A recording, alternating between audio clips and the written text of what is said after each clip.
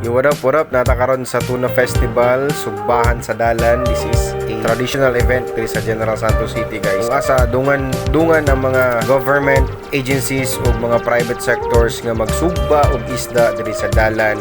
This is along Pioneer Avenue. Shoutouts to BL Food Products, guys. Isa sila sa nag-participate diri nga event. Diha gipabaga na nila og maayo, seryoso kayo si Auntie Merly.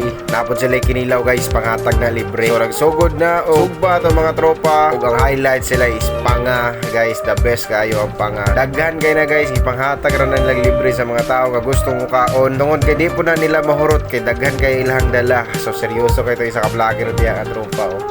So muna na, guys.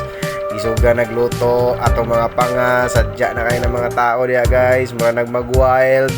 Basta lingaw kayo, si madam gigatag kanon, nagikapoy na pero chokes lang daw kayo. So muna, lingaw kayo si kuya, oh.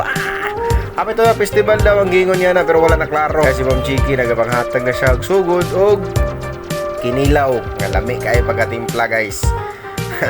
Ato mga tingpaypay diya isingot na pero okay ra kayo, lingaw kay na sila. Siyempre dagagag nang duol, guys, gitapukan nyo na lang sugbahanan kay daghan kay pud na sila dala magid nga isda niya. Napoy isda nga gihatag ng local government para lutuon sabay-sabay kaon. Makita niyo diya, guys, oh. Ang ilang mga plato ilan lang gipamaypay. Hala, paypay te. Paypay ang uban niya, guys. Gikuha na lang nila yung isda, gipangayo na lang nila kay sa balay na lang doon nila sugbahon. Okay ra man po, di ba, kay ang tumong na tuaning event nga makakaon man gid sila ug makatilaw sila sa tuwang mga sariling produkto. Daghan salamat sa BL Food Products para sa libreng sinugba nga isda, panga, ug syempre libre pod nga kinilaw.